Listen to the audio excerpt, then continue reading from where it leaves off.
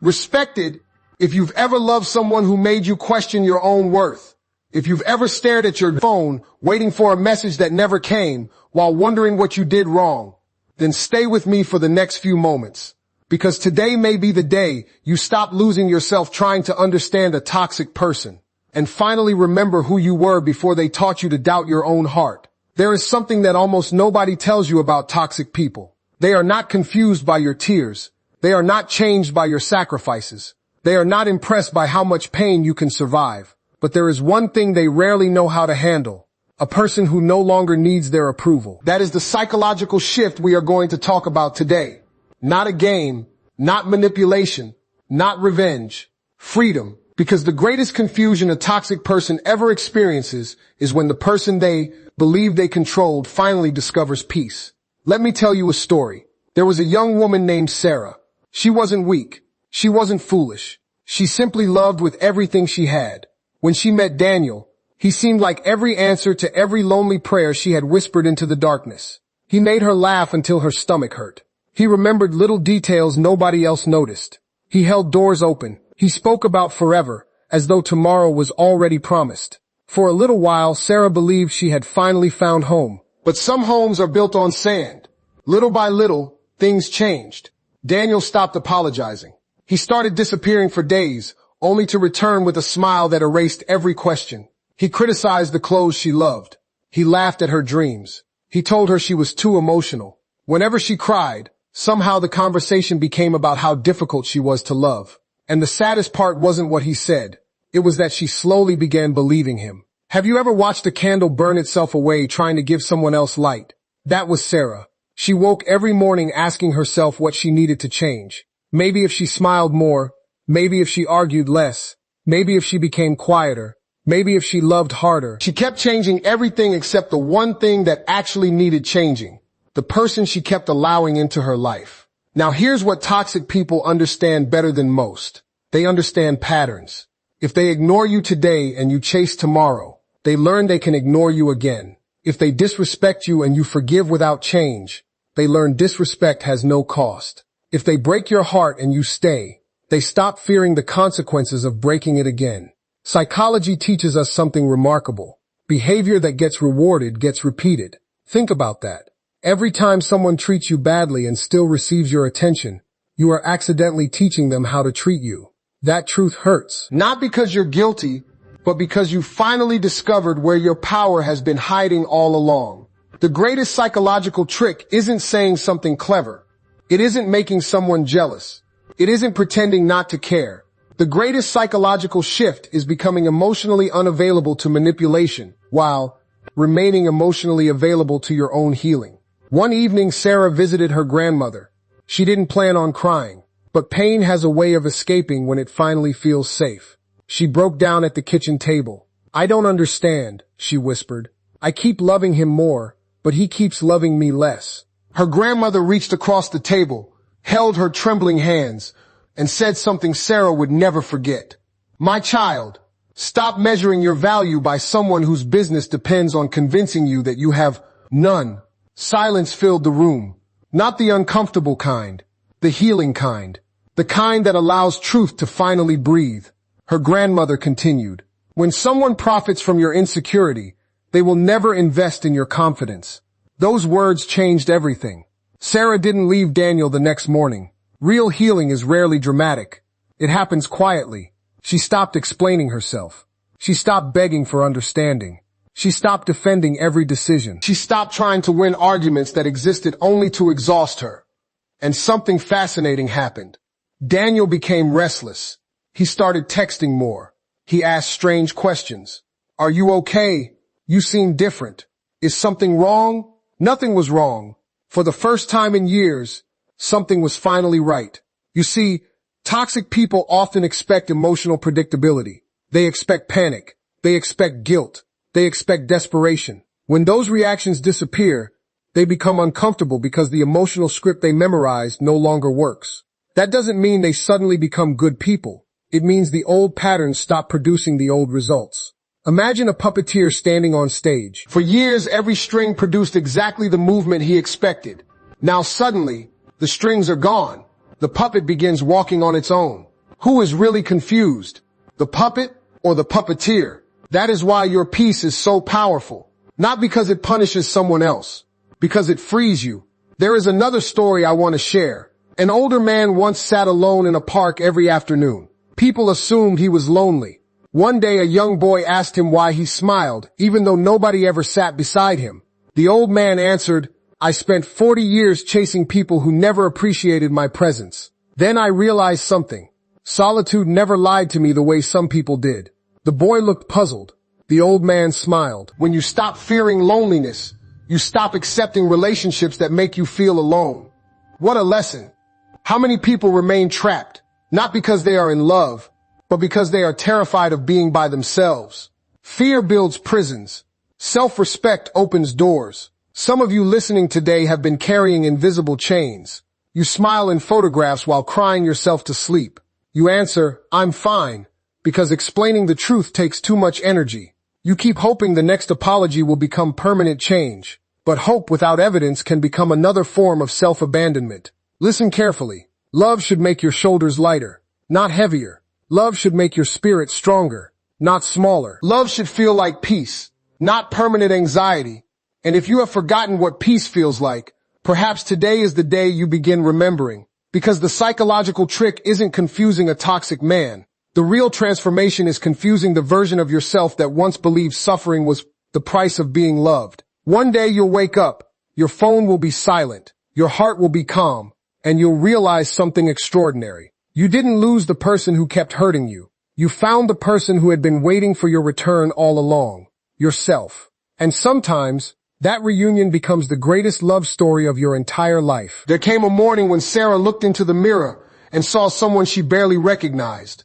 Not because her face had changed, because her eyes had. For years they had searched for permission to be enough. That morning, for the first time, they searched for nothing. She stood there in silence, remembering the girl she used to be before love became something she had to earn. She remembered laughing without worrying who might judge her. She remembered singing while cleaning the house, dancing in the kitchen, dreaming about a future that belonged to her instead of waiting for someone else's approval. She whispered softly, "Where have you been?" The answer came from somewhere deep inside. "I've been here all along. I've just been waiting for you to come back." Sometimes the greatest heartbreak is not losing another person. Sometimes it is realizing how long you have been losing yourself. There was a man in a small village who carved beautiful wooden sculptures. Travelers came from far away to admire his work. One day, a young apprentice asked him, "How do you create something so beautiful?" The old craftsman smiled and held up a rough block of wood. "I don't create beauty," he said. "I simply remove everything that doesn't belong." Those words stayed with the apprentice forever. Years later, he understood. Healing works the same way. You don't become someone new. You remove the fear. You remove the guilt. You remove the lies someone repeated until they sounded like your own thoughts. You remove every voice that convinced you that love must hurt to be real. When all of that falls away, the person underneath is extraordinary. A toxic person doesn't fear your anger nearly as much as they fear your peace. Anger still keeps you emotionally connected. It gives them a role in your story. Peace quietly writes them out of the next chapter. Think about that. Imagine someone trying to start a fire, but every match they strike falls into water. Eventually they stop trying. Not because the fire became stronger, because the fuel disappeared. Your emotional reactions have been the fuel. Every explanation, every late-night paragraph, every desperate phone call, every promise that this time will be different. One afternoon, Daniel called Sarah. She almost ignored the phone. Instead, she answered calmly, "Hello." He expected frustration. He expected tears. He expected questions. Instead, he heard peace. That silence unsettled him more than any argument ever had. "You sound different," he said. "I've been growing," she answered. "What does that mean?" "It means I'm finally giving myself the kindness I kept asking other people to give me." He laughed nervously. "So you've changed?" She smiled. "No, I'm remembering. There is incredible power in that difference. Changing yourself to keep someone is exhausting. Remembering yourself after someone tried to erase you is freedom. Some people spend years trying to make a toxic partner understand their pain. But here's something life teaches again and again. Not everyone misunderstands you. Some people understand perfectly. They simply benefit from pretending they don't. That truth is painful, but painful truth is still better than comforting illusion. There was once an eagle raised among chickens. Every day it scratched at the ground, believing that was all life had to offer. One afternoon, another eagle flew high above the farm. The young eagle looked toward the sky with tears in its eyes.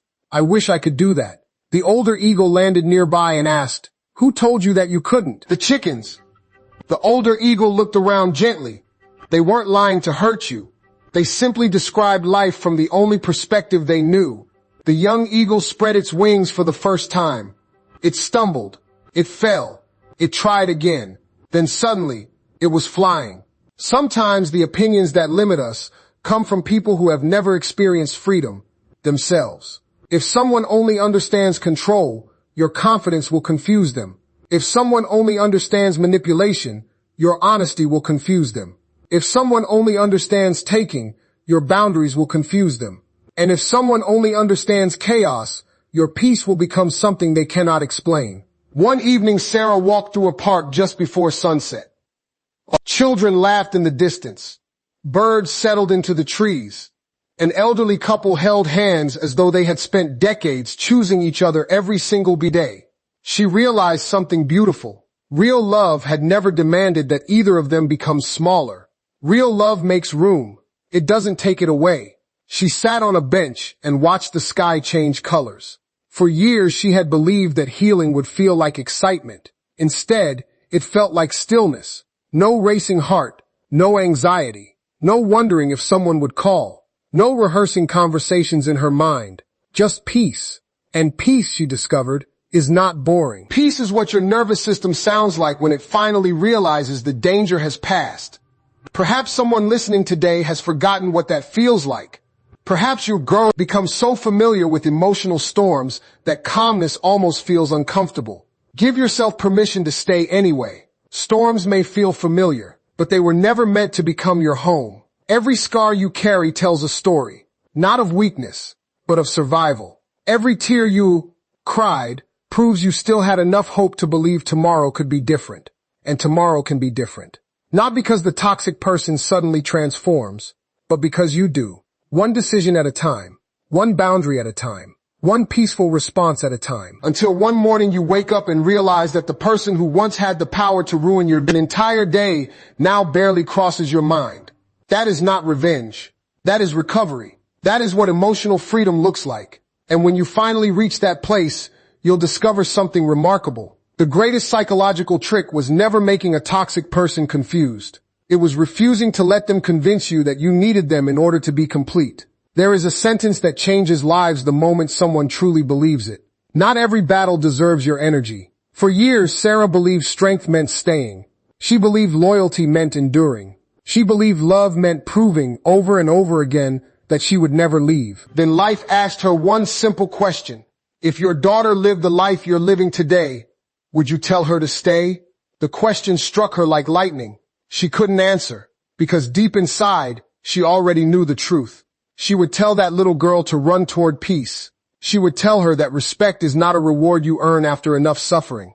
She would tell her that real love never asks you to disappear in order for someone else to feel important.